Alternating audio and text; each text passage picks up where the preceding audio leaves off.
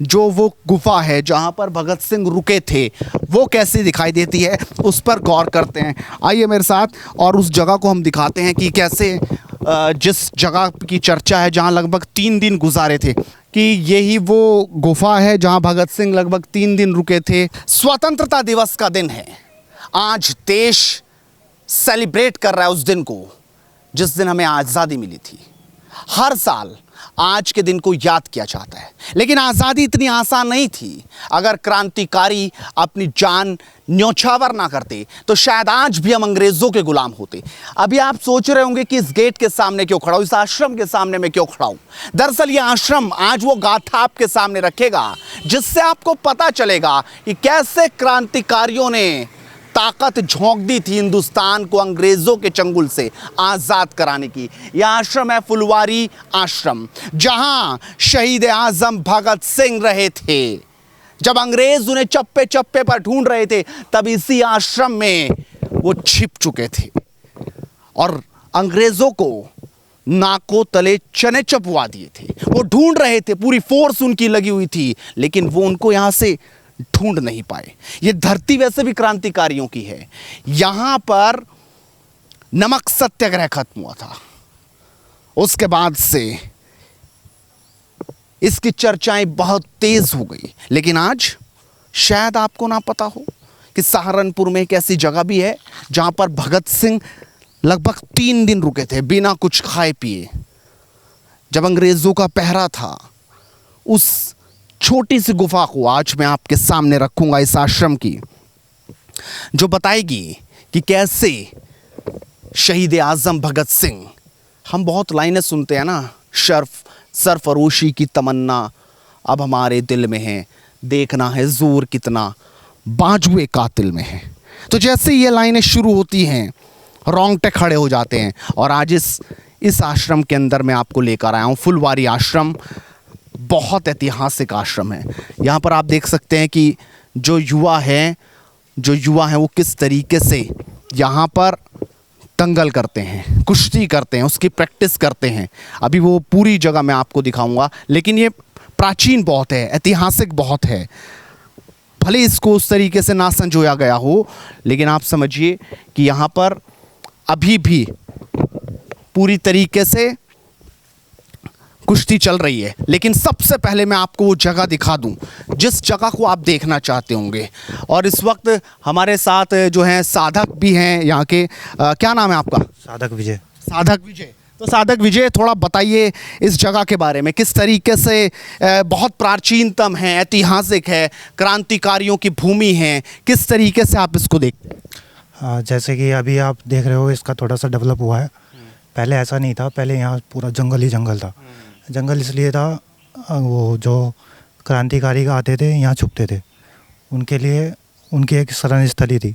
यहाँ एक बार क्या हुआ था, जब चंद्रशेखर आज़ाद जी ने काकोरी कांड की योजना बनाई थी, वो यहीं फुलवारी आश्रम में बनाई थी। तो उधर से भगत सिंह को बुलाया था, अलग अलग क्रांतिकारियों को बुलाया था। तो भगत सिंह को जब ब्रिटिश गवर्नमेंट को पता चला, ये सन 1928 की बात है, जब 1928 में भगत सिंह यहाँ आए तो ब्रिटिश गवर्नमेंट को एकदम पता चला। तो यहीं गुम्बद के ऊपर एक छोटी सी, उसको गुफा भी कहते हैं, भगत सिंह की गुफा के नाम से ही फेमस कर दिया उसको। लेकिन उनको भगत सिंह को यहाँ छुपाया। तो ब्रिटिश गवर्नमेंट के जो सिपाही वगैरह आए, उन्होंने देखा तो उन्हें पता चला कि यहाँ तो भगत सिंह है ही नहीं, एक झूठी अफवाह है। तो अंग्रेज़ों की आंखों में धूल झोंक दी गई। वो यहाँ पे कुआं भी था, ये कुआं भी बंद कर दिया गया? हाँ, कुआं यहाँ भी बंद कर दिया गया क्योंकि कोई हादसा ना हो जाए। ये ईंट हटा देता हूँ, ये बहुत गहरा कुआं था और ये कुआं ऐसा माना जाता है बराबर में पाँवदोई है, उसके बिल्कुल जस्ट में इसको एक सुरंग के रूप में पाँवदोई की तरफ निकलता था ये कुआं। तो अब तो ये बंद कर दिया गया है। और बड़ा प्राचीन और बहुत विशालकाय मंदिर है ये। अभी हमारे विक्की भाई हैं, वकील साहब हैं, उन्होंने बहुत अच्छा इसमें पेंट कराया। समय समय पर यहाँ बहुत अच्छे अच्छे सहयोग करते रहते हैं मंदिर के। सबसे पहले वो जगह हम आपको दिखाते हैं, उन सीढ़ियों से मुंह पर जाके सबसे पहले वो जगह आपको दिखाते हैं कि किस तरीके से जो वो गुफा है जहाँ पर भगत सिंह रुके थे वो कैसी दिखाई देती है, उस पर गौर करते हैं। आइए मेरे साथ और उस जगह को हम दिखाते हैं कि कैसे जिस जगह की चर्चा है जहाँ लगभग 3 दिन गुजारे थे। तो मैं कहूँगा सार्थक, एक बार ज़रा उस तस्वीर को आप रखिए। ये जो आप देख रहे हैं, ये मंदिर के ऊपर किस तरीके से गुफा है। अंग्रेज़ों को पता नहीं चला इस गुफा का? नहीं, अंग्रेज़ों को पता नहीं चला क्योंकि उसको बाहर से ढक दिया गया था ईंटों के माध्यम से। अंदर भगत सिंह थे और बाहर से ईंटों के माध्यम से ढक दिया गया, आप देख सकते हैं, और अंदर भगत सिंह उसके रहे। बहुत छोटी रही होगी, कितने आपने कभी ऊपर जाके देखा इसे? ये वैसे तो इसका गेट बहुत छोटा है, लेकिन अंदर 50 से 60 लोग आराम से आ सकते हैं।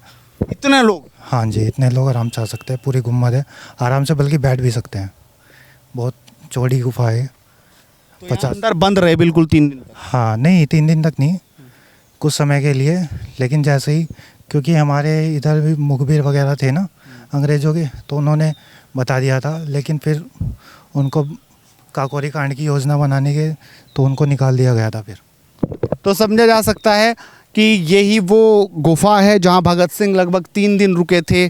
और आज हर कोई उनको याद करता है। 1928 की ये बात है, अंग्रेज़ी हुकूमत थी और लगातार वो यहाँ पर ढूंढ रहे थे शहीद आज़म भगत सिंह। तो उनकी आंखों में अखरते होंगे, क्योंकि जिस तरीके से लगातार उन्होंने अंग्रेज़ों से लड़ाई लड़ी, वो 3 दिन तक भूखे प्यासे यहाँ पर छिपे रहे और पूरे जो ब्रिटिश जो हुकूमत थी वो उन्हें ढूंढ रही थी।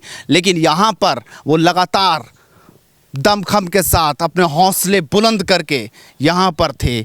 और इस वक्त आप समझ सकते हैं कि अंग्रेज़ों ने यहाँ पर ज़रूर कोशिश की होगी, लेकिन उनको पता नहीं चला होगा और ये बाहर से उसी आकार में ढक दी गई थी पूरी तरीके से। हाँ, और बताइए यहाँ पे विजय। और एक बार क्या हुआ, जो गांधी जी ने हमारे नमक सत्याग्रह आंदोलन शुरू किया था, शायद 6 मार्च 1930 को शुरू किया था वो, और नहीं सॉरी 12 मार्च 1930 को शुरू किया था, तो 6 अप्रैल को ख़त्म हुआ था। लेकिन उसके बीच में यहाँ ब्रिटिश हुकूमत, जब जलियांवाला बाग कांड हो गया था, तो उनकी विदेशी सामानों की यहाँ होली जलाई गई थी और नमक बनाया गया था। उसकी होली मतलब उसकी आग जला के नमक तैयार किया गया था ब्रिटिश सरकार को एक चेतावनी देने के लिए कि अब भारतीय जाग चुके हैं, आपको यहाँ से जाना ही होगा। तो तब जाकर अंग्रेज़ और ब्रिटिश हुकूमत यहाँ से भागी। आप समझिए कि कितनी लंबी लड़ाई। और ये भी बात 1928 के आसपास की है, जब यहाँ पर भगत सिंह आए थे।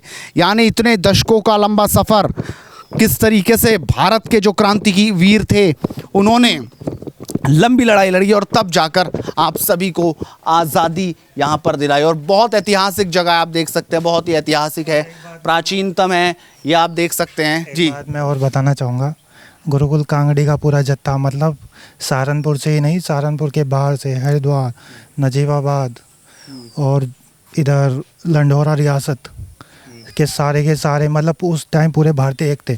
जमा मस्जिद के उलेमा, हिंदू मुसलमान पूरी एकता चलती आ रही थी। तब हिंदू मुसलमान नहीं था, तब तो सबको आज़ादी चाहिए थी। हाँ बिल्कुल आज़ादी चाहिए थी। और जो आप इधर जाओगे हलवाई अट्टे के पास, एक वहाँ कुआं दिखेगा आपको, झांसी की रानी जहाँ फांसी दी गई थी, वहाँ एक पीपल का पेड़ हुआ करता था, शायद आज भी है।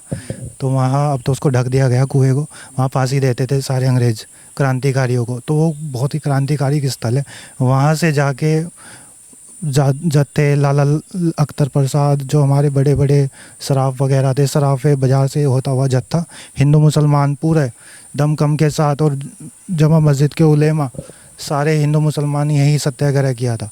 ऐसा नहीं है, लेकिन अब तो खैर आप समझ सकते हैं कि वो जगह हमने आपको दिखाई जो यहाँ से नीचे से तो कतई दिखती नहीं। आप देखिए इस तरीके से इसको बनाया गया है कि पता नहीं चलता, और कि ऊपर इस तरह का कोई गुफा है मंदिर के ठीक ऊपरी भाग में, ऐसा पता नहीं चलता। और लेकिन थी जहाँ पर भगत सिंह 3 दिन तक पूरी तरह से भूखे प्यासे रहे, यहाँ पर ठहरे।